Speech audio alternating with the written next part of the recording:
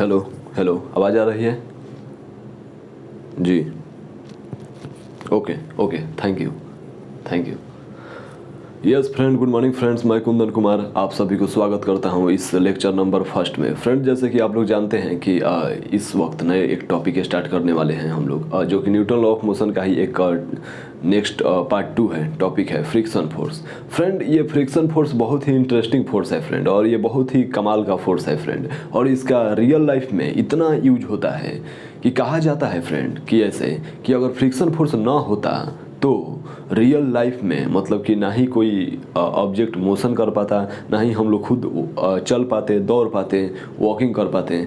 तो फ्रेंड, ये friction force इतना मतलब डेली लाइफ में इसका यूज है कि आप लोग इसके बारे में सुनकर, हालांकि आप लोग जानते होंगे क्लास 9th में, 8th में, 7 में आप लोग फ्रिक्शन फोर्स के बारे में जाने हैं लोग, लेकिन हम लोग इसमें फ्रेंड अभी बहुत ही बेहतरीन तरीक़ा से हम लोग समझेंगे फ्रिक्शन फोर्स को और डिकोड करेंगे, और प्रॉब्लम तो फ्रेंड्स हम लोग करेंगे ही।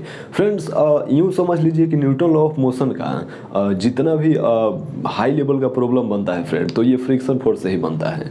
और जितने भी जेईई मेंस, एडवांस या बड़े कॉम्पिटिटिव एग्जामिनेशन में क्वेश्चंस अगर पूछता है न्यूटन लॉ ऑफ मोशन से, तो वो फ्रिक्शन को कंबाइंड करके पूछता है, और इस टाइप के क्वेश्चन बहुत ही बेहतरीन तरीक़ा से क्वेश्चन बनता है।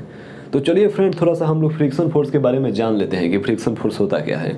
फ्रेंड देखिए, ये हर फोर्स के तरह यह भी एक फोर्स है। यह भी मतलब कि कोई ऑब्जेक्ट यदि मोशन में है तो उसको रोक सकता है, ठीक है। लेकिन फ्रेंड, इसका एक बात जानते हैं लोग क्या है, ये बहुत ही बदमाश फोर्स है। मतलब यूँ समझ लीजिए कि अगर कोई भी ऑब्जेक्ट यदि मोशन में है तो उसको ये नहीं चाहेगा कि मोशन में हो, ये चाहेगा कि हम उसे रोकें। फ्रेंड, अगर यूँ सोच लीजिए लोग कि अगर फ्रिक्शन फोर्स ना होता ना तो फ्यूल की ज़रूरत ही नहीं पड़ता, मतलब कि एनर्जी लॉस ही नहीं होता। समझिए कि कोई भी एक बार ऑब्जेक्ट को चला दिया गया और वो चलता जा रहा है, लेकिन फ्रेंड लेकिन वो रुक भी नहीं पाता। समझिए कि रोकने के लिए भी फ्रिक्शन फोर्स का ही यूज किया जाता है कहीं ना कहीं। फ्रेंड्स, हम लोग डेली लाइफ में हमेशा देखते होंगे लोग कि कई बार क्या होता है कि जब बारिश होता है तो हम लोग चलते हैं लोग और गिर जाते हैं लोग। क्यों गिर जाते हैं लोग? क्योंकि फ्रिक्शन फोर्स वहाँ पे काम ही नहीं कर पाता है। कई बार आप लोग देखते होंगे लोग कि बाइक आप लोग चलाते होंगे तो बाइक क्या होता है कि स्लिप कर जाता है, उसका जो टायर होता है, चक्का जो होता है, तो क्यों स्लिप कर जाता है? फ्रिक्शन फोर्स के वहाँ पर कमी हो जाता है। यस फ्रेंड, तो फ्रेंड फ्रिक्शन फोर्स के बहुत सारे रियल लाइफ में एग्जांपल है जो कि आप लोग देख सकते हैं। एक और एग्जांपल मैं लेता हूँ। साइकिल में आप लोग ब्रेक लगाते होंगे, तो साइकिल में ब्रेक लगाते हैं तो क्या होता है, साइकिल का जो वो ब्रेक जो होता है और वो साइकिल का जो वो चक्का जो होता है उसके बीच में फ्रिक्शन होता है। आप लोग हाथ से ऐसे ब्रेक को दबाते हैं तो फ्रिक्शन की वजह से रुक जाता है, ठीक है। फ्रिक्शन की वजह से हम लोग चलते भी हैं लोग। अगर फ्रिक्शन ना होता तो हम लोग चल ही नहीं पाते लोग, समझिए कि दौड़ नहीं पाते लोग, एक कदम भी हम लोग चलते लोग और गिर जाते लोग, पैर हम लोगों का स्लिप कर जाता है। तो फ्रेंड देखिए, फ्रिक्शन जो है ये बदमाश फोर्स है, लेकिन इसका हर चीज़ का दो मतलब पार्ट होता है, एक पॉजिटिव पार्ट और एक नेगेटिव पार्ट। तो इसका जितना पॉजिटिव पार्ट इसका है उससे कहीं ज़्यादा जितना इसका नेगेटिव पार्ट है उससे कहीं ज़्यादा इसका पॉजिटिव यूज होता है, ठीक है। बात यह है, ये फोर्स का कहना है कि भाई साहब हम फ्रिक्शन फोर्स है, मेरा एक ही काम है किसी चीज़ को रोकना है, और आप हमको जिस प्रकार से यूज कर लीजिए, बस इसका काम ही है रोकना फ्रेंड्स, रोकना बस, अपोज करना। कोई भी जैसे कि होता है ना कि कोई स्टूडेंट होता है लोग जो कि अपने दोस्त को, खुद तो पढ़ाई नहीं करेगा लोग लेकिन अपने दोस्त लोग को भी पढ़ने नहीं देता है लोग, और वैसे उसी टाइप का ये भी फोर्स है। मतलब कि ये मोशन कोई भी ऑब्जेक्ट मोशन कर रहा होगा तो बस इसको रोकने का काम करेगा ये। यस फ्रेंड, तो फ्रेंड ये हो गया बेकार की चीज़ें, मतलब कि बेकार की चीज़ें नहीं, मतलब कि ये लेक्चर हो गया। लेकिन आप लोग तो जानते हैं कि ये लेक्चर से काम हम लोगों को बनने वाला है नहीं, मार्कर से बोर्ड पे क्वेश्चन बनाने से होगा, ठीक है। तो आइए थोड़ा देख लेते हैं। तो सर क्या फ्रिक्शन फोर्स का भी टाइप वगैरह होता है क्या? तो जी हाँ फ्रेंड्स, इसका भी टाइप होता है। और फ्रेंड्स इसका टाइप जो होता है ना, स्टैटिक फ्रिक्शन और काइनेटिक फ्रिक्शन, इसको आप लोगों को बेहतरीन तरीके से समझना है फ्रेंड। कितना इस चैप्टर में ना फ्रेंड थ्योरी के नाम पर कुछ नहीं है, बस यही है। फ्रिक्शन फोर्स को 2 पार्ट में डिफाइन किया जाता है, काइनेटिक फ्रिक्शन और स्टैटिक फ्रिक्शन, और इसी चीज़ को ना समझना होता है। कई बार क्या होता है कि लोग इसी चीज़ में कन्फ्यूजन हो जाते हैं कि ये काम किस प्रकार से करता है। आज के हम लोग लेक्चर में यही देखेंगे लोग कि काइनेटिक फ्रिक्शन और स्टैटिक फ्रिक्शन काम किस प्रकार से करता है। ठीक है, तो आइए देखते हैं लोग। सबसे पहले तो देखेंगे लोग फ्रेंड फ्रिक्शन, फ्रिक्शन फोर्स। इसको दो पार्ट में बांटते हैं लोग हम लोग। एक होता है kinetic friction, kinetic friction,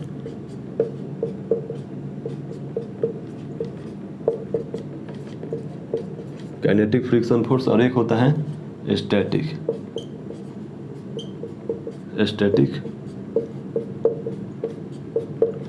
friction force. ठीक है, ओके सर।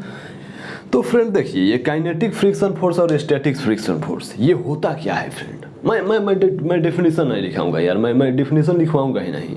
मैं आप लोगों को समझाऊंगा, विजुअलाइज कराऊंगा, और मैं सारे चीज़ें मैं लेकर आ गया हूँ। मैं बैट भी लेकर आ गया हूँ, देख सकते हैं आप लोग, इसी फ्रिक्शन को विजुअलाइज कराने के लिए। हालांकि हमारे पास ज़्यादा चीज़ें नहीं है एक्सपेरिमेंट के लिए, लेकिन जो चीज़ें हैं मैं जुगाड़ लगाया हूँ आप लोगों को बेहतरीन तरीके से समझाने के लिए। ठीक है, तो आइए देखते हैं। देखिए फ्रेंड, आमतौर पे इसे इस प्रकार से समझ लीजिए लोग कि काइनेटिक फ्रिक्शन जो होता है ना, ये काइनेटिक फ्रिक्शन जब होता है ये तब ये किसी ऑब्जेक्ट पे काम करता है जब वो ऑब्जेक्ट मूव कर रहा होता है, जब वो ऑब्जेक्ट मोशन कर रहा होता है। तो आप लोग बोलिए कि सर 1 मिनट सर, तो काइनेटिक तो सर फ्रिक्शन तो उसी टाइम ही तो लगता है जब वो मूव कर रहा होता है। बाकी कोई ऑब्जेक्ट रेस्ट में होता है तब भी फ्रिक्शन लगता है क्या, आप लोग बोलिएगा। तो मैं बोलूँगा कि जी हाँ बिल्कुल लगता है, और वो लगता है स्टैटिक फ्रिक्शन। आप लोग बोलिए कि ओ सर, मतलब कि सर ये सर क्लास छोटी क्लास में तो सर हम लोग क्लास 8 में 7 में 9 में तो हम लोग पढ़े हैं लोग कि सर केवल कोई ऑब्जेक्ट मोशन होता है तो वहाँ पे फ्रिक्शन लगता है। सर कोई ऑब्जेक्ट रुका होता है वहाँ पर भी फ्रिक्शन लगता है। तो मैं बोलूँगा कि जी हाँ, और वहाँ पे फ्रिक्शन लगता है स्टैटिक फ्रिक्शन। यस फ्रेंड, तो यहाँ पे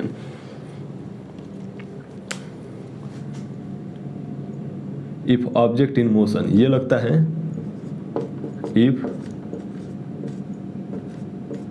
ऑब्जेक्ट इन मोशन, मोशन, और ये लगता है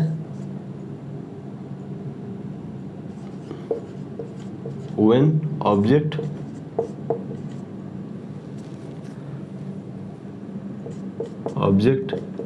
in rest, ठीक है, और यहाँ पे भी when object in motion। ठीक है, ओके सर। तो फ्रेंड इस चीज़ को ना ध्यान में रखिए लोग, इस चीज़ को आप लोग अभी के लिए आप लोग इतना ही दिमाग में लगाइए लोग कि काइनेटिक फ्रिक्शन कब लगता है जब ऑब्जेक्ट मोशन में होता है, काइनेटिक फ्रिक्शन कब लगता है जब ऑब्जेक्ट मोशन में होता है, और स्टैटिक फ्रिक्शन कब लगता है जब ऑब्जेक्ट रेस्ट में होता है। तो सर 1 सेकंड सर, तो आपका कहना क्या चाहते हैं, ओ बताता हूँ मैं आप लोगों को। देखिए फ्रेंड, थोड़ा सा मैं आप लोगों को बता दूँ कि अगर कोई ऑब्जेक्ट मोशन कर रहा होता है तो उस समय तो काइनेटिक फ्रिक्शन लगता है, जी सर। लेकिन सर कोई ऑब्जेक्ट यदि मोशन में ना हो तो उस समय सर ये स्टैटिक फ्रिक्शन कैसे लगता है, सर थोड़ा सा हमको एक्सप्लेन करिए। करता हूँ मैं, देखिए फ्रेंड मैं आप लोगों को करके दिखाता हूँ। ये देखिए फ्रेंड ये हमारा, सबसे पहले तो ये देखिए लोग कि फ्रिक्शन फोर्स लगता कैसे है। ये हमारा क्या है कि ऑब्जेक्ट है, ठीक है, ये हमारा सरफेस है और ये हमारा ऑब्जेक्ट है। ठीक है, अगर ये ऑब्जेक्ट इधर से समझिए लोग कि अगर ये ऑब्जेक्ट मूव कर रहा होगा, हम लोग फोर्स अप्लाई कर रहे हैं तो ये ऑब्जेक्ट मूव कर रहा है, तो ये मूव कर रहा है तो इसके जस्ट अपोजिट ना फ्रेंड फ्रिक्शन फोर्स लग रहा है, फ्रिक्शन फोर्स लग रहा है। ठीक है, और वो फ्रिक्शन फोर्स जो है ना फ्रेंड, वो friction force kinetic friction force लग रहा है। क्यों काइनेटिक फ्रिक्शन फोर्स लग रहा है? क्योंकि ये ऑब्जेक्ट मूव कर रहा है। आप लोग बोलिए कि सर ये ऑब्जेक्ट रखा हुआ है तो क्या यहाँ पे स्टैटिक फ्रिक्शन फोर्स लग रहा है? तो मैं बोलूँगा कि जी हाँ, ये स्टैटिक फ्रिक्शन फोर्स लग रहा है। देखिए फॉर एग्जांपल समझिए लोग कि ये ऑब्जेक्ट है, ठीक है, यहाँ पे फोर्स लग रहा है, तो ये अभी भी यहाँ पे स्टैटिक फ्रिक्शन फोर्स लग रहा है। अभी भी देखिए ये ऑब्जेक्ट को, जब तक ये ऑब्जेक्ट रुका है तब तक यहाँ पे स्टैटिक फ्रिक्शन फोर्स लग रहा है। समझिए लोग, ये static friction force, static static static static static static static, जैसे ही ये मूव करना शुरू किया यहाँ पे काइनेटिक फ्रिक्शन फोर्स लगने लगा। जैसे ही ये मूव करना शुरू हुआ यहाँ पे काइनेटिक फ्रिक्शन फोर्स लगने लगा। ठीक है, एक बार और देखिए लोग, static friction force, static static static, kinetic kinetic, static static static friction force, static, और उसके बाद में काइनेटिक, जैसे ही मूव करना शुरू हुआ, ठीक है। ओके सर, लेकिन आप लोग बोलिएगा कि सर आप उस समय से sir kinetic friction force, static friction force sir चिल्ला रहे हैं, लेकिन सर ये आखिर फ्रिक्शन फोर्स का फॉर्मूला क्या होता है सर, आखिर फ्रिक्शन फोर्स फाइंड किस प्रकार से किया जाता है सर, इसके बारे में तो आप बात ही नहीं किए, तो मैं अब उस पर आता हूँ, ठीक है। ओके सर, तो चलिए फ्रेंड, अब आते हैं हम लोग किस प्रकार से फाइंड किया जाता है, ठीक है जी सर। तो फ्रेंड, और मैं आप लोगों को बता दूं कि फ्रिक्शन फोर्स का रिप्रेजेंट करने का जो तरीका है, रिप्रेजेंटेशन इसको इस प्रकार से किया जाएगा, एफ से किया जाएगा, ठीक है। और इस काइनेटिक फ्रिक्शन को रिप्रेजेंट किया जाएगा कुछ इस प्रकार से, एफ के से, ठीक है। और इसको किया जाएगा, स्टैटिक फ्रिक्शन को रिप्रेजेंट किया जाएगा एफ से, ठीक है। ओके सर, ओके ठीक है। हम अब ये इसलिए लिखा जाता है शॉर्ट में, ठीक है ना। अब हम बार बार स्टैटिक फ्रिक्शन फोर्स नहीं लिखेंगे, अब डायरेक्ट हम एफ एस लिख देंगे। काइनेटिक फ्रिक्शन फोर्स लिखना होगा तो डायरेक्ट हम एफ के लिख देंगे, और फ्रिक्शन फोर्स लिखना होगा तो हम एफ एस लिख देंगे, ठीक है। ओके सर, तो आइए फ्रेंड, अब देखते हैं कि फाइंड किस प्रकार से किया जाता है, ठीक है। चलिए हम इसे इरेज करते हैं, लिखिए लोग इसे। ओके सर,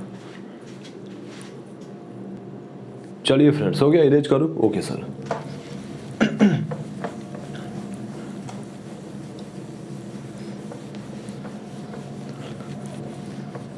देखिए फ्रेंड, अब हम फाइंड किस प्रकार से किया जाता है, फ्रिक्शन फोर्स का फॉर्मूला किस प्रकार से होता है।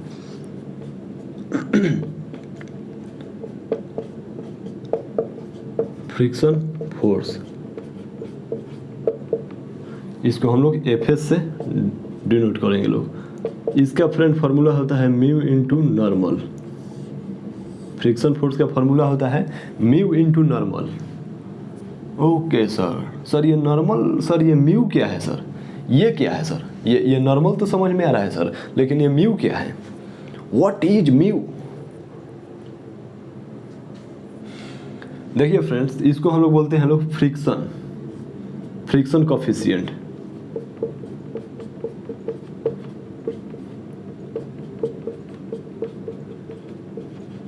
फ्रिक्शन कोफिशिएंट, ठीक है।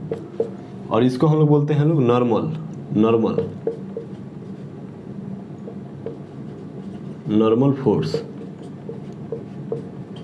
फोर्स, और ये तो है फ्रेंड फ्रिक्शन फोर्स, ठीक है। तो ये देखिए फ्रेंड, फ्रिक्शन फोर्स का ना बस यही फार्मूला होता है, बस यही। लेकिन अगर friction force, kinetic friction force लग रहा होता है, यहाँ पे समझिएगा लोग कि यदि जब kinetic friction, if kinetic friction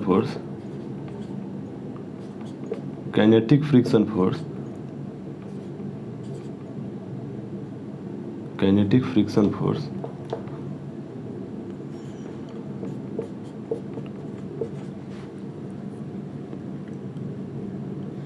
apply on object,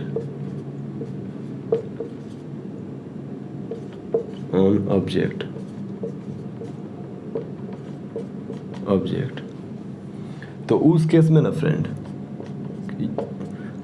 ये म्यू जो होता है ना, ये म्यू के यहाँ पे लगने लगता है।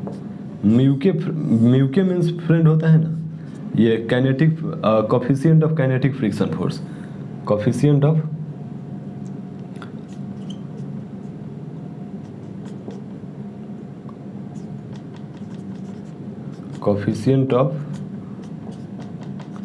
काइनेटिक फ्रिक्शन फोर्स, ठीक है।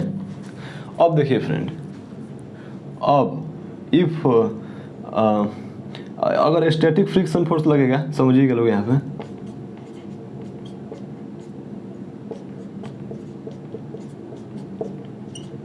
स्टैटिक फ्रिक्शन फोर्स लगेगा यानी कि एफ एस, तो यहाँ पे लगेगा म्यू एस इंटू नॉर्मल। ये mu S into normal friend होता है ना, ये होता है coefficient of static friction force coefficient, ठीक है। इसको coefficient of static friction force बोलते हैं, ठीक है ना, coefficient of static friction force बोलते हैं इसको, ठीक है। ओके सर, तो देखिए फ्रेंड, यहाँ पे अब सवाल ये आता है कि सर ये कोफिशिएंट क्या होता है सर। ये सर नॉर्मल फोर्स तो समझ में आता है कि कोई भी ऑब्जेक्ट के, कोई भी सरफेस के ऊपर कोई ऑब्जेक्ट रखा होता है तो वहाँ पे उसके ऊपर उसके परपेंडिकुलर नॉर्मल फोर्स लगता है। लेकिन सर ये कोफिशिएंट कहाँ से आ गया sir? What is coefficient? Sir ये कोफिशिएंट कहाँ से आ गया फ्रिक्शन फोर्स में? तो मैं फ्रेंड बता दूं कि कोफिशिएंट जो होता है ना फ्रेंड, ये कोई भी मान लीजिए कि अब फ्रिक्शन फोर्स जो होता है ये दो सरफेस के बीच में ही लगता है, क्योंकि कोई भी ऑब्जेक्ट जब मोशन करता है तो दो सरफेस के बीच में ही मोशन करता है। ओके सर, तो उसके जस्ट अपोजिट डायरेक्शन में ये फ्रिक्शन फोर्स लगता है। ओके सर, तो फ्रेंड्स ये म्यू जो होता है ना, ये हर सरफेस के लिए ना अलग अलग होता है। जैसे कि यहाँ पे ध्यान दीजिए लोग, फॉर एग्जाम्पल समझिए लोग, यहाँ पे मैं आप लोगों को समझा रहा हूँ। ये देखिए फ्रेंड, ये हमारा बोर्ड है, ठीक है, ये बोर्ड भी हमारा एक सरफेस है, ठीक है, और हमारा ये दीवार जो है, ये वॉल जो है, ये भी सरफेस है। तो दोनों का म्यू जो होगा ना फ्रेंड, वो डिफरेंट होगा। क्यों डिफरेंट होगा? क्योंकि ये ज़्यादा स्मूथ है, ये कम स्मूथ है, ठीक है, ये ज़्यादा स्मूथ है, ये कम स्मूथ है, ठीक है। ओके सर, तो फ्रेंड इसमें क्या होता है, जो ज़्यादा जो कम स्मूथ है उसका म्यू का जो कोफिशिएंट होता है वो कम होता है, और वो ज़्यादा कम स्मूथ है उसका जो होता है म्यू का कोफिशिएंट जो होता, इसको म्यू बोलते हैं लोग फ्रेंड, काइनेटिक फ्रिक्शन, इसको म्यू बोलते हैं लोग, ठीक है, या काइनेटिक या फ्रिक्शन कोफिशिएंट भी बोलिए लोग, ठीक है। ओके सर, तो जो इतना ध्यान रखिए लोग कि जो सरफेस ज़्यादा स्मूथ होता है उसका म्यू का जो वैल्यू होता है, यानी कि फ्रिक्शन कोफिशिएंट जो होता है वो कम होता है, और जो ज़्यादा रुखरा होता है, रफ सरफेस होता है, उसका म्यू का जो वैल्यू होता है वो ज़्यादा होता है, ठीक है। तो यहाँ पे इस प्रकार से समझ सकते हैं लोग। जैसे कि फ्रेंड ये समझिए लोग कि हमारा ये हमारा ये बैट है, ठीक है, ये क्रिकेट खेलने वाला बैट है, ठीक है, इसे सरफेस समझिए लोग। अगर ये सरफेस फ्रेंड इस पे हम लोग इसको ऑयल लगा दे लोग, इस पे या फिर ग्रीस लगा दे लोग, ठीक है, तो इस पे क्या होगा, इसका जो म्यू जो होगा वो कम हो जाएगा, यानी कि फ्रिक्शन कोफिशिएंट जो होगा वो कम हो जाएगा। तो इस पे क्या होगा, ज़्यादा आसानी से ये ऑब्जेक्ट मूव कर जाएगा, ठीक है, फ्रिक्शन फोर्स कम लगने लगेगा, ठीक है। और इसको हम लोग रफ बना दे लोग, ऐसे कर करके, तो क्या होगा, इसका जो फ्रिक्शन कोफिशिएंट जो होगा वो बढ़ जाएगा, तो इसमें क्या होगा, फ्रिक्शन फोर्स ज़्यादा लगने लगेगा, ठीक है। तो फ्रिक्शन फोर्स जो होता है ना फ्रेंड, वो दो चीज़ों पर डिपेंड करता है। एक तो फ्रेंड ऑब्जेक्ट के मास पे डिपेंड करता है। ऑब्जेक्ट के मास पे क्यों डिपेंड करता है मैं बता रहा हूँ अभी, ठीक है। इसे नोट डाउन करिए लोग, इसे नोट डाउन करिए लोग। हो गया फ्रेंड, इरेज करूँ इसे? ओके सर, देखिए फ्रेंड,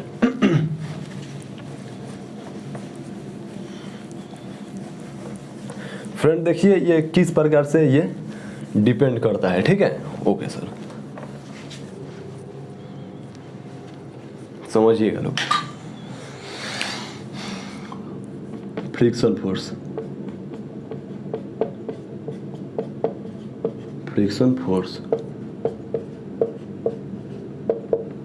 जिसे हम लोग एफएस भी बोलते हैं लोग, ठीक है। ओके सर, देखिए फ्रेंड, ये फ्रिक्शन फोर्स का जो फार्मूला होता है वो होता है mu into normal. Okay sir, ये होता है फ्रिक्शन कोफिशिएंट।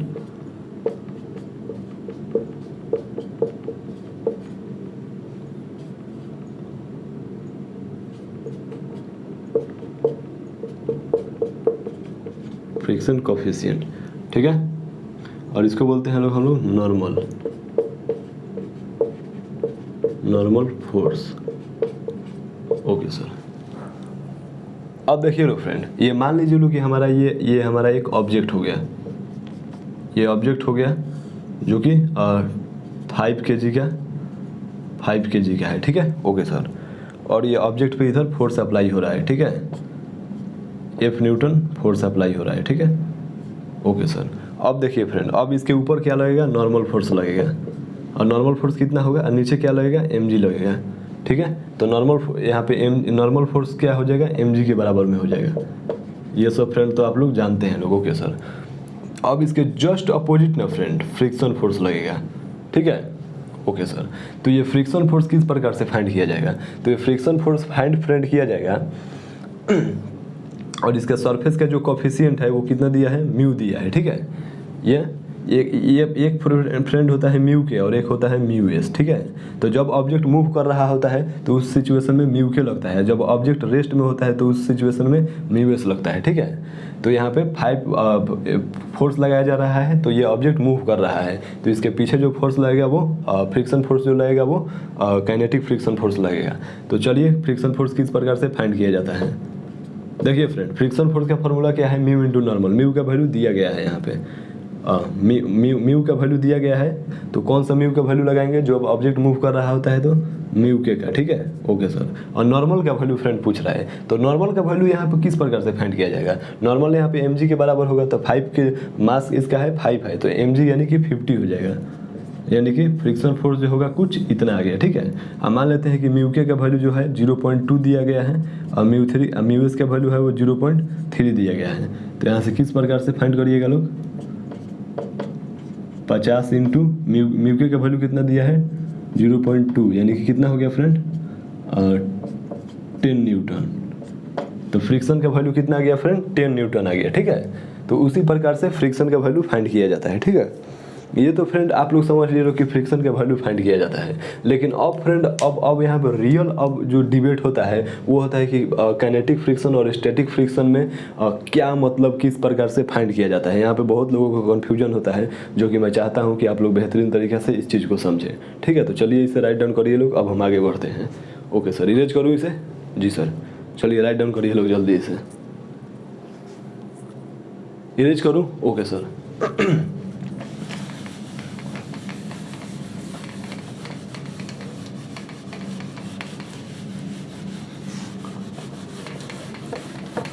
देखिए फ्रेंड, अब आते हैं हम मुद्दा पे, मेन मुद्दा पे आते हैं। अब देखिए फ्रेंड, अब हमारा एक ना ऑब्जेक्ट है, ठीक है। ओके सर, ये हमारा सरफेस है, इसका म्यू वैल्यू दिया है, ठीक है। इसका मान लेते हैं कि 0.4 दिया गया है और ये ऑब्जेक्ट जो है वो 10 kg का है, ठीक है। अब इस पे फ्रेंड फोर्स लगाया जा रहा है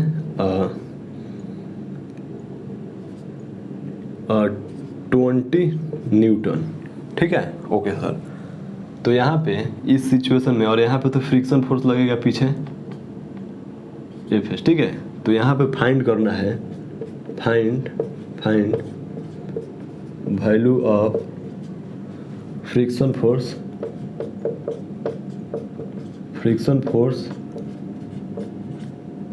and acceleration of object. Okay sir, तो देखिए फ्रेंड, सवाल ये है कि आप लोग क्या करिएगा, आप लोगों से यहाँ पर find the value of friction force and acceleration of object पूछ दिया गया, ठीक है। आप लोग क्या करिएगा, फटाक से ना फ्रिक्शन फोर्स का वैल्यू निकाल लीजिएगा, ठीक है, और फ्रिक्शन फोर्स का वैल्यू निकाल कर एक्सेलरेशन फाइंड कर दीजिएगा। लेकिन सवाल पहले ये आता है फ्रेंड कि क्या ये ऑब्जेक्ट 20 न्यूटन के फोर्स लगाने पर ये ऑब्जेक्ट आगे बढ़ेगा या नहीं बढ़ेगा। अगर फ्रेंड ये ऑब्जेक्ट आगे बढ़ेगा ही नहीं तो इसमें एक्सेलरेशन कहाँ से आएगा। यस फ्रेंड, एक्सेलरेशन कहाँ से आएगा इसमें। तो चलिए पहले देखते हैं कि कितना आगे बढ़ेगा कि नहीं, ठीक है। तो आगे बढ़ने के लिए क्या करना पड़ेगा, सबसे पहले तो हम लोग चेक करेंगे लोग फ्रिक्शन फोर्स का वैल्यू। ओके सर, आइए चेक करते हैं। म्यू इंटू नॉर्मल, म्यू का वैल्यू कितना दिया है 0.4 और नॉर्मल का वैल्यू कितना हो जाएगा फ्रेंड, नॉर्मल ऊपर नॉर्मल लगेगा और नीचे mg लगेगा, तो नॉर्मल का वैल्यू कितना हो जाएगा mg, यानी कि 100 हो जाएगा, ठीक है। समझ में आ रहा है ना, m का वैल्यू 10 और g का वैल्यू 10, यानी कि 100 हो जाएगा, ठीक है। तो कितना हो जाएगा फ्रेंड, यहाँ से 40 न्यूटन हो गया फ्रिक्शन फोर्स, 40 न्यूटन हो गया।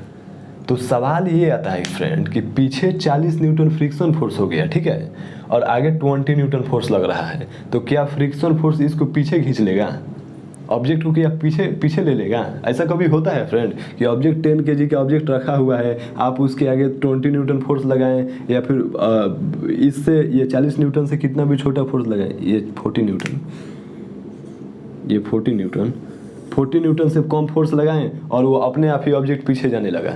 इस केस में क्या होगा फ्रेंड, इस केस में सोचिए लोग कि क्या होगा कि आप लोग 20 न्यूटन का फोर्स आगे लगाएं और पीछे ऑब्जेक्ट 40 न्यूटन का फोर्स लगा दिए, फ्रिक्शन फोर्स। इसका मतलब कि ऑब्जेक्ट आगे जाने लगेगा, इस डायरेक्शन में जाने लगेगा। कभी ऐसा होता है फ्रिक्शन फोर्स लगने से कोई ऑब्जेक्ट पीछे आगे जाता है? नहीं जाता है। फ्रिक्शन फोर्स का काम है अपोज करना। इसका मतलब कि यहाँ पे 20 न्यूटन के फोर्स लगाने से कुछ नहीं होने वाला है।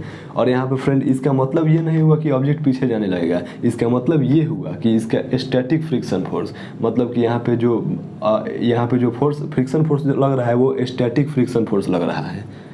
मतलब कि अगर आप 40 न्यूटन से ज़्यादा फोर्स लगाइएगा तब ये ऑब्जेक्ट मूव करेगा, नहीं तो ये ऑब्जेक्ट रेस्ट में ही रहेगा।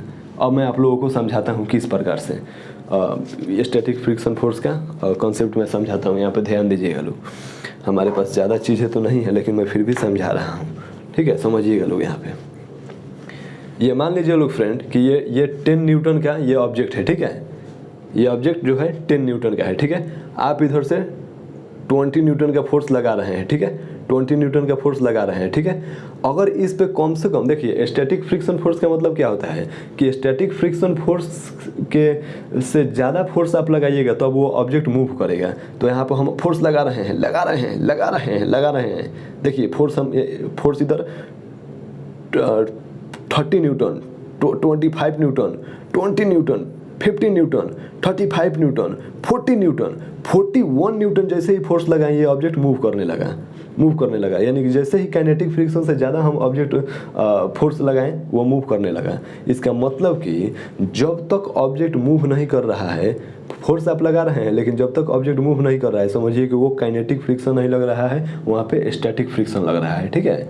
तो इसका मतलब ये हुआ कि यहाँ पे ये ऑब्जेक्ट पर स्टैटिक फ्रिक्शन फोर्स लग रहा है, ठीक है? तो काइनेटिक फ्रिक्शन फोर्स को इसका मतलब कि इस ऑब्जेक्ट को मूव कराने के लिए हम लोगों को कम से कम 40 न्यूटन से ज़्यादा फोर्स चाहिए, ठीक है? ओके सर, तो अब उम्मीद है कि आप लोगों को समझ में आ रहा है, ठीक है? यहाँ पे थोड़ा सा मैं एक टेबल बना देता हूँ, इससे ज़्यादा आप लोगों को बेहतरीन तरीके से समझ में आएगा, ठीक है ना? समझिएगा ना, यहाँ पे कम से कम मिनिमम फोर्स जो होगा वो यहाँ पे कितना फोर्स लगाना पड़ेगा। अगर आप लोग ये मिनिमम मैक्सिमम ये स्टैटिक फ्रिक्शन फोर्स है ये, ठीक है? स्टैटिक फ्रिक्शन फोर्स और ये यहाँ पे काइनेटिक फ्रिक्शन फोर्स, और ये कितना है 40 न्यूटन है, ठीक है? तो यहाँ पे अगर 40 न्यूटन अगर फोर्स लगाइएगा तो ये ऑब्जेक्ट मूव करेगा। ये अगर यहाँ पे 35 न्यूटन फोर्स लगाइएगा तो ये ऑब्जेक्ट मूव नहीं करेगा, नॉट मूव, ठीक है? अगर यहाँ पे आप 30 न्यूटन फोर्स लगाइएगा, नॉट मूव। अगर आप जैसे ही यहाँ पे 40 न्यूटन फोर्स लगाइएगा तो भी ये नॉट मूव होगा, यानी कि मूव नहीं करेगा। आप जैसे ही यहाँ पे 40.01 न्यूटन फोर्स लगाएं कि ऑब्जेक्ट हो गया, ऑब्जेक्ट जो होगा मूव करने लगेगा। मतलब कि काइनेटिक फ्रिक्शन, मतलब कि स्टैटिक फ्रिक्शन, ये मतलब कि स्टैटिक फ्रिक्शन जो होगा वो काइनेटिक फ्रिक्शन से ऑलवेज ज़्यादा होगा, ठीक है? ठीक है ना? Okay sir. और यहाँ पर दूसरी बात ये है कि स्टैटिक कम से कम कितना फोर्स लगाना पड़ेगा किसी ऑब्जेक्ट पे उसको मूव कराने के लिए, तो उसके स्टैटिक फ्रिक्शन के बराबर। ओके फ्रेंड, तो ये फ्रेंड आप लोग समझ लिए लोग, ठीक है ना? ओके सर, उम्मीद है कि आप लोगों को ये बेहतरीन तरीके से समझ में आया होगा, ठीक है? तो चलिए लोग इसे राइट डाउन करिए लोग। ओके सर, चलिए फ्रेंड, हो गया? इरेज करूँ इसे? Okay sir. तो देखिए फ्रेंड, अब उम्मीद है कि आप लोगों को काइनेटिक फ्रिक्शन और स्टैटिक फ्रिक्शन का जो कॉन्सेप्ट है वो समझ में आ रहा होगा, ठीक है? किसी भी ऑब्जेक्ट को मूव कराने के लिए कम से कम उस पर स्टैटिक फ्रिक्शन से ज़्यादा फोर्स लगाइएगा तभी वो ऑब्जेक्ट मूव करेगा, वरना वो ऑब्जेक्ट मूव नहीं करेगा, ठीक है ना? ओके सर, देखिए मैं एक और एग्जांपल आप लोगों को देता हूँ, यहाँ पे समझिए लो। एक हमारा ऑब्जेक्ट है, ठीक है? एक हमारा ऑब्जेक्ट है 5 kg का, ठीक है? और हमारा इधर फोर्स लग रहा है 10 न्यूटन का, ठीक है? और इसका म्यूएस का जो वैल्यू है वो कितना दिया है 0.3, ठीक है? और म्यूके का जो वैल्यू है वो कितना दिया है 0.2, ठीक है। और फ्रेंड इधर फ्रिक्शन फोर्स लगेगा, जाहिर सी बात है, और इधर नीचे mg लगेगा, जाहिर सी बात है, और ऊपर नॉर्मल लगेगा, ठीक है। तो सवाल ये है कि क्या ये ऑब्जेक्ट मूव करेगा। मैं आप लोगों से पूछ रहा हूँ कि क्या ये ऑब्जेक्ट मूव करेगा। तो अब आप लोग क्या करिएगा, आप लोग बोलिए कि सर 1 सेकेंड, हम लोग को पहले स्टैटिक फ्रिक्शन फोर्स निकालने दीजिए, पहले हम लोग को स्टैटिक फ्रिक्शन फोर्स निकालने दीजिए।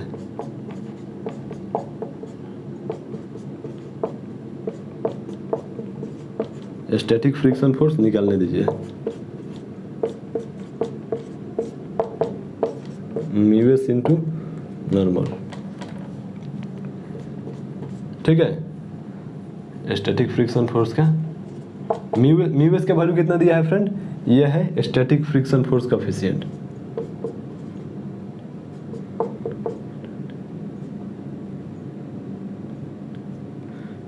ये स्टैटिक फ्रिक्शन फोर्स कोएफिशिएंट है और ये काइनेटिक, ठीक है। यहाँ पे मैं बता दिया हूँ पहले आप लोगों को, तो समझिए यहाँ पे म्यू एस का वैल्यू कितना दिया गया है फ्रेंड 0.3, ठीक है। और नॉर्मल का वैल्यू कितना होगा फ्रेंड, समझिए लोग यहाँ पे 5 kg का ऑब्जेक्ट रखा हुआ है, ठीक है। Okay sir. और इधर हमारा नीचे mg कितना हो जाएगा 5 × 10 और ऊपर नॉर्मल। तो ये आगे ऊपर वर्टिकल में तो मूव नहीं कर रहा है, ये हॉरिजॉन्टल में ये 10 न्यूटन का फोर्स लग रहा है। अब ये फ्रेंड 10 न्यूटन का फोर्स लग रहा है, तो मूव करेगा कि नहीं करेगा अभी हम लोग को मालूम नहीं है। अभी स्टैटिक फ्रिक्शन फोर्स निकालने के बाद में मालूम चलेगा। अगर स्टैटिक फ्रिक्शन फोर्स इस फोर्स से कम आया तो ये मूव करेगा, और ज़्यादा आया तो फिर ये मूव नहीं करेगा। तो आइए निकालते हैं। नॉर्मल का वैल्यू कितना आ गया friend, just normal is equal to mg। तो mg का वैल्यू कितना आ गया 50, यानी कि यहाँ से पुट करिए लोग, कितना हो गया फ्रेंड 15 न्यूटन, यानी कि स्टैटिक फ्रिक्शन फोर्स आ गया 50 न्यूटन। मतलब कि ये ऑब्जेक्ट मूव नहीं करेगा, क्योंकि इस ऑब्जेक्ट को मूव कराने के लिए कम से कम 15 न्यूटन का फोर्स चाहिए, ठीक है, या 15 न्यूटन से ज़्यादा फोर्स चाहिए। तो मैं बोलूँगा कि this object will not move, मैं बोलूँगा कि it object will not move, ये ऑब्जेक्ट मूव नहीं करेगा, ठीक है। ये ऑब्जेक्ट मूव नहीं करेगा, ठीक है। ये ऑब्जेक्ट जो होगा रेस्ट में रहेगा, ठीक है। ओके सर, ओके, ठीक है, समझ में आ गया। ओके सर, तो चलिए लोग इसे राइट डाउन करिए लोग। ओके सर, हो गया, इरेज करूँ इसे। Okay sir. अब देखिए फ्रेंड, अब एक और हम केस लेते हैं, इरेज करूँ इसे। ओके सर, चलिए फ्रेंड,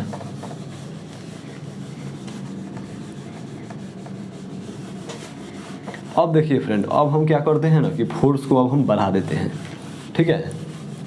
अब हम क्या करते हैं कि यहाँ पे इसको, ये फोर्स जो है फ्रेंड हम बढ़ा देते हैं, ठीक है। ये फोर्स हम कितना कर देते हैं 30 न्यूटन कर देते हैं, ठीक है। अब हम बोलेंगे कि फाइंड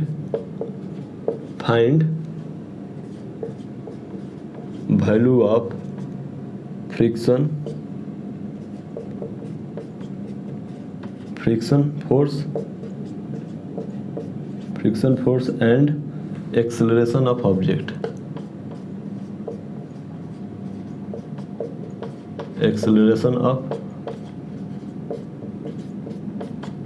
ठीक है, फाइंड करना है।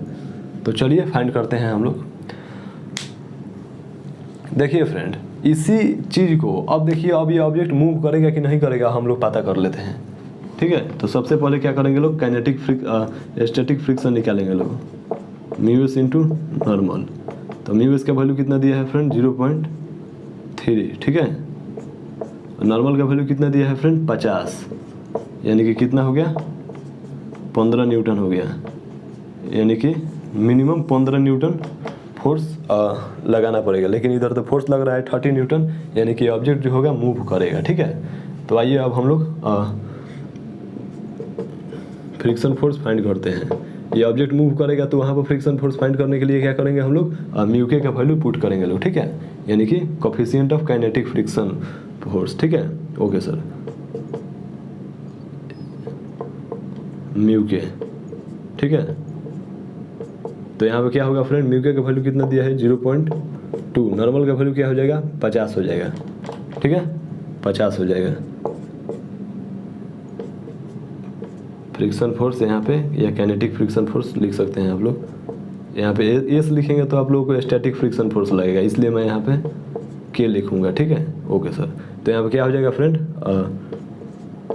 10 न्यूटन हो जाएगा ये, यानी कि ये ऑब्जेक्ट के जस्ट अपोजिट जो फ्रिक्शन फोर्स लग रहा है ये यहाँ पे के लिखिए लोग फ्रेंड, फ्रिक्शन फोर्स को के लिखिए लोग, ठीक है, क्योंकि फ्रिक्शन फोर्स को हम लोग एफ से रिप्रेजेंट करते हैं, ठीक है, और स्टैटिक फ्रिक्शन फोर्स को भी हम लोग एफ से रिप्रेजेंट कर रहे हैं। तो यहाँ पे आप लोगों को कन्फ्यूजन हो सकता है, इसलिए मैं यहाँ पे ये ऑब्जेक्ट को यहाँ पे एफ के से रिप्रेजेंट कर रहे हैं। तो यहाँ पे फ्रेंड क्या होगा, अब यहाँ पे एक्सेलरेशन फाइंड करने के लिए क्या करना पड़ेगा, जाहिर से ये ऑब्जेक्ट इधर मूव कर रहा है तो बड़ा वाला फोर्स में से हम लोग छोटा वाला फोर्स को माइनस करेंगे।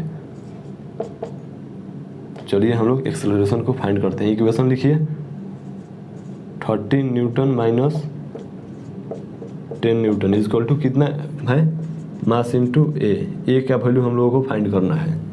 ये हमारा इक्वेशन 1 आ गया। तो चलिए फाइंड करते हैं हम लोग। 30 में से 10 न्यूटन जाएगा तो कितना हो जाएगा 20 न्यूटन 5A। तो ए का वैल्यू क्या हो जाएगा फ्रेंड यहाँ से 4 मीटर पर सेकेंड स्क्वायर, यानी कि जो ये ऑब्जेक्ट होगा ये इधर 4 मीटर पर सेकेंड स्क्वायर से मूव करेगा, ठीक है, समझ में आ गया। ओके सर, और हमारा फ्रिक्शन फोर्स भी यहाँ से निकल गया, ये भी हमारा फ्रिक्शन फोर्स भी निकल गया और इधर एक्सेलरेशन भी निकल गया, ठीक है। ओके सर, तो देखिए फ्रेंड इसी प्रकार से हम लोग ना फ्रिक्शन फोर्स को फाइंड करते हैं लोग, ठीक है। तो चलिए लोग इसे राइट डाउन करिए लोग। ओके सर, राइट डाउन करिए लोग इसे। देखिए फ्रेंड्स, तो बोर्ड पे एक और क्वेश्चन दिखाई दे रहा है, बहुत ही बेहतरीन क्वेश्चन है फ्रेंड, बहुत ही सिंपल क्वेश्चन है फ्रेंड, समझिएगा लोग। देखिए फ्रेंड, यहाँ पे एक फोर्स दिया गया है, ठीक है, मैं इस टाइप का तो क्वेश्चन मैं अभी करवाया, ठीक है, और यहाँ पे दो फोर्स दिया गया है। एक फोर्स दिया गया है जो कि 37 डिग्री पे लग रहा है हॉरिजॉन्टल के, ठीक है, ये फोर्स जो है ये सीधे नहीं लग रहा है, ठीक है, ये कुछ 37 डिग्री के ऊपर लग रहा है, ठीक है, हॉरिजॉन्टल में। तो फ्रेंड यहाँ पे दो फोर्स दिया गया है, एक 10 न्यूटन दिया गया है, एक 50 न्यूटन दिया गया है, और kinetic coefficient of kinetic friction force and coefficient of static friction force given है। तो फ्रेंड बताइए कि किस सिचुएशन में ये ऑब्जेक्ट, ये दोनों सिचुएशन में ऑब्जेक्ट का क्या मतलब होगा, मूव करेगा कि नहीं। तो केस 1 में हम लोग पहले चलते हैं, यानी कि F इक्वल टू 10 न्यूटन पे, ठीक है। तो आइए F इक्वल टू 10 न्यूटन पे हम लोग चलते हैं। तो F इक्वल टू 10 न्यूटन पे अगर हम लोग चलेंगे तो यहाँ पे ऑब्जेक्ट कुछ इस प्रकार से होगा।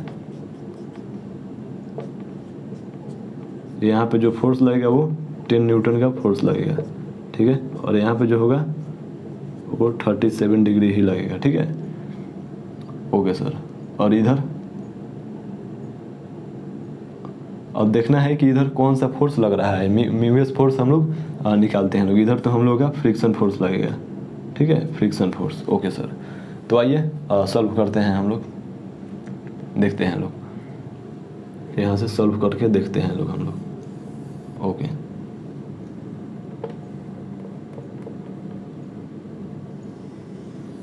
देखते हैं लोग फ्रेंड। तो फ्रेंड हम लोग अगर इसको तोड़ेंगे लोग, हम लोग हॉरिजॉन्टल में अगर इस प्रकार से हम लोगों को दे दिया गया है, ठीक है, 10 kg, तो हम लोग इसको 37 डिग्री दिया गया है, तो हम लोग ब्लू मार्कर से तोड़ते हैं ताकि आप लोगों को बेहतरीन तरीके से समझ में आएगा। तो देखिएगा फ्रेंड, यहाँ पे 10 cos हम लोग इसको ये हॉरिजॉन्टल के डायरेक्शन में 10 cos 37 लिख सकते हैं। ओके सर, और एक हम लोग वर्टिकल में लिख सकते हैं 10 sin 37 डिग्री लिख सकते हैं। जी सर, बिल्कुल लिख सकते हैं। आप लोगों को साफ साफ दिखाई नहीं दे रहा है, इसलिए मैं इस डायग्राम को थोड़ा नीचे बनाता हूँ, ठीक है, ताकि आप लोगों को बेहतरीन तरीके से समझ में आएगा। मान लेते हैं कि हमारा ये ऑब्जेक्ट हो गया, 10 kg का, ठीक है। Okay sir. और हमारा ये फोर्स लग रहा है 10 न्यूटन का, और ये हमारा 37 डिग्री दिया है, ठीक है। तो हम लोग इसके अलॉन्ग तोड़ेंगे लोग तो क्या हो जाएगा, एक हमारा 10 cos 37 डिग्री हो जाएगा, और ऊपर तोड़ेंगे लोग तो एक कंपोनेंट क्या हो जाएगा 10 sin 37 डिग्री, ठीक है। Okay sir. और यहाँ पे एक नीचे एक mg फोर्स लग रहा होगा और ऊपर एक नॉर्मल फोर्स लग रहा होगा, ठीक है। Okay sir. तो सबसे पहले तो फ्रेंड फ्रिक्शन फोर्स को कोफिशिएंट स्टैटिक फ्रिक्शन फोर्स निकालना हो या काइनेटिक फ्रिक्शन फोर्स निकालना हो, उससे पहले हम लोगों को नॉर्मल फाइंड करना होता है। तो चलिए हम लोग नॉर्मल फाइंड करते हैं यहाँ से, ठीक है। नॉर्मल फाइंड करते हैं, आइए देखिए। तो नॉर्मल फोर्स में फ्रेंड क्या हो जाएगा, एक तो फ्रेंड हमारा है नॉर्मल प्लस एक ऊपर वाला ये फोर्स है 10 sin 37 डिग्री, और ये माइनस में mg है, ठीक है। ऊपर वर्टिकल में कोई मोशन नहीं है तो इक्वल टू में 0, यानी कि नॉर्मल का वैल्यू क्या हो गया यहाँ से mg minus 10 sin 37 degree. mg का वैल्यू कितना हो गया फ्रेंड 100, ठीक है। समझ में आ रहा है ना, m का वैल्यू 10 है और g का वैल्यू 10 होता है, तो 10 × 10 100 हो गया, ठीक है। और फ्रेंड देखिए sin 37 का वैल्यू क्या होता है 3/5 होता है, ठीक है। इतना तो आप लोग जानते हैं लोग। तो यहाँ से क्या हो जाएगा 100 माइनस 10 2 यानी कि 6 हो गया, ठीक है। यानी कि नॉर्मल का वैल्यू क्या हो गया 94 न्यूटन, ठीक है। ओके सर, 94 न्यूटन हो गया, ठीक है। अब देखिए फ्रेंड, अब हम लोग यहाँ से अब पता करते हैं कि ये ऑब्जेक्ट ये वर्टिकल में कितना फोर्स लग रहा है। यहाँ से 10 cos 37 का वैल्यू कितना हो जाता है 4/5 हो जाता है, यानी कि 42 यानी कि 8 न्यूटन हो जाता है। तो अब देखते हैं लोग स्टैटिक फ्रिक्शन फोर्स निकाल के, यानी कि इस ऑब्जेक्ट पे 8 न्यूटन फोर्स लग रहा है, ठीक है, आगे की तरफ में, ठीक है। यहाँ से जैसे कि आप लोग देख सकते हैं लोग। Okay sir. अब देखिए फ्रेंड, अब हम लोगों को पता करना है कि ये 8 न्यूटन फोर्स लगेगा तो ये आगे बढ़ेगा कि नहीं बढ़ेगा। तो पहले इससे पहले हम लोगों को स्टैटिक फ्रिक्शन फोर्स निकालना पड़ेगा। तो आइए निकालते हैं लोग, म्यूएस इंटू नॉर्मल। म्यूएस का वैल्यू कितना दिया है फ्रेंड 0.3, नॉर्मल का वैल्यू कितना दिया है 94, यानी कि क्या हो जाएगा यहाँ से 3/10 और 9.4, यानी कि क्या हो जाएगा फ्रेंड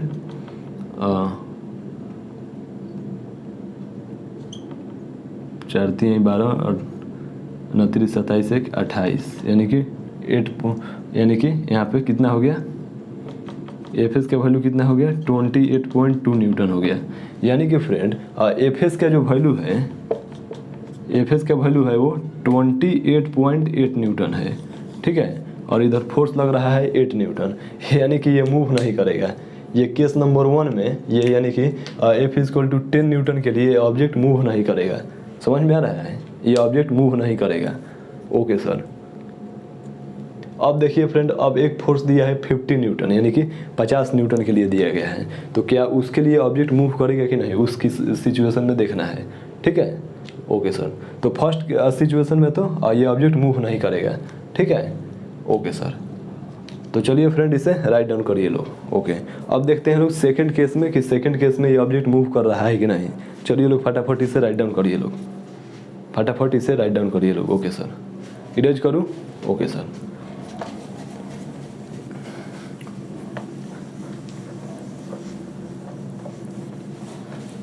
चलिए फ्रेंड इरेज करते हैं हम।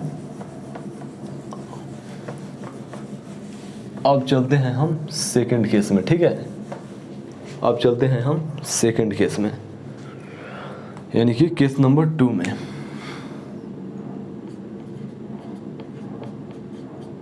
केस नंबर 2 यानी कि एफ इक्वल टू 50 न्यूटन के लिए, ठीक है। Okay sir. तो यहाँ पर क्या है फ्रेंड, यहाँ पर केस हमारा क्या बन रहा है कुछ इस प्रकार से। हमारा 10 kg का ऑब्जेक्ट दिया है, ठीक है। ऊपर नॉर्मल लग रहा है, नीचे mg लग रहा है, ठीक है। और ऊपर जो है ये 50 न्यूटन का फोर्स लग रहा है, और ये जो है ये 37 डिग्री पे लग रहा है, ठीक है। तो इसकी सिचुएशन में हम लोग क्या करेंगे लोग फ्रेंड, यहाँ से तोड़ेंगे लोग हम लोग, ठीक है। ऑब्जेक्ट को हम लोग देखिए हम लोग इसको ब्रेक करेंगे लोग, ठीक है। तो आइए ब्रेक करते हैं क्या होता है। 10 kg, ये है 50 न्यूटन, ये है 37 डिग्री। तो आइए फ्रेंड 50 को हम लोग कॉस के लॉन्ग में तोड़ते हैं लोग, तो 50 कॉस 37 डिग्री और ऊपर क्या हो जाएगा फ्रेंड 50 साइन 37 डिग्री। ठीक है, ओके सर।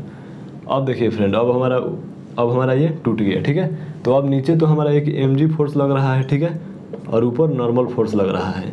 यानी कि इस ऑब्जेक्ट पे कितना फोर्स लग रहा है हमारा, थोड़ा सा यहाँ पे बनाए तो एक तो फ्रेंड इधर फोर्स लग रहा है हमारा 50 cos 37 डिग्री, ठीक है, और एक हमारा नॉर्मल फोर्स लग रहा है, और एक ऊपर के डायरेक्शन में हमारा 50 साइन 37 डिग्री का फोर्स लग रहा है, और नीचे क्या लग रहा है mg लग रहा है। ठीक है, इतना हमारा फोर्स इस ऑब्जेक्ट पे लग रहा है। ठीक है, अब देखिए फ्रेंड, अब सबसे पहले हम लोग यहाँ से नॉर्मल फाइंड कर लेते हैं।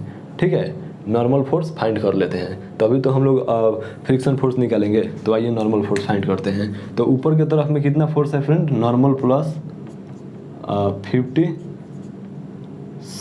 साइन 37 डिग्री और minus mg is equal to 0। ये हमारा इक्वेशन 1 आ गया। ठीक है, ओके सर। तो आइए हम लोग सॉल्व करते हैं, नॉर्मल का वैल्यू फाइंड करते हैं। 50 साइन 37 का वैल्यू कितना होता है फ्रेंड, 3/5 होता है, और माइनस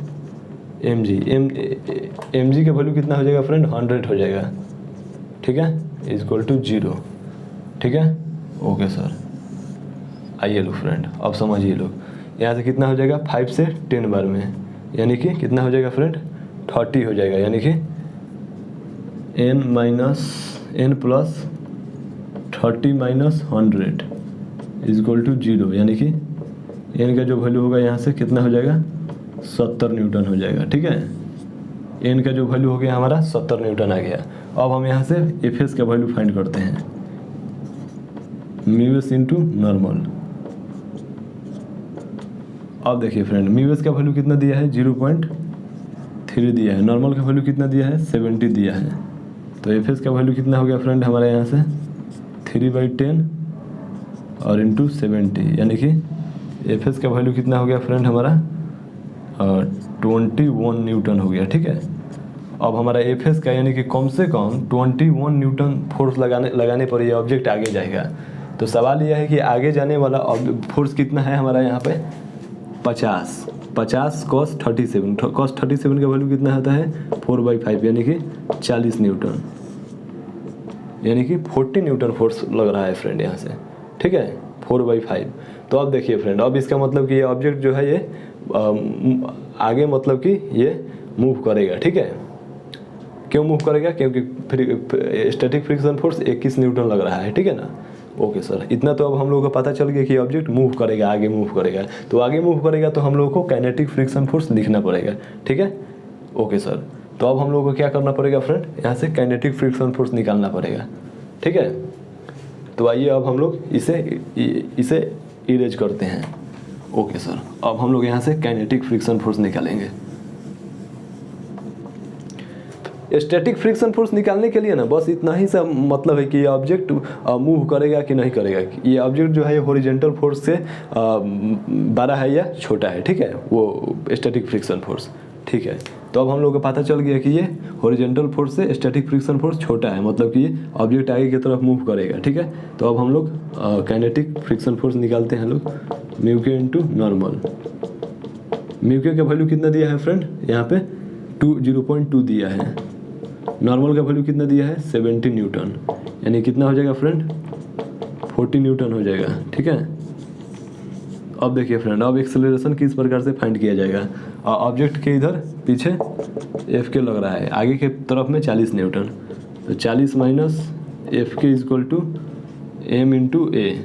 ठीक है, तो 40 एफ के का वैल्यू कितना दिया है 14, एम का वैल्यू कितना दिया है 10, और ए का वैल्यू फाइंड करना है।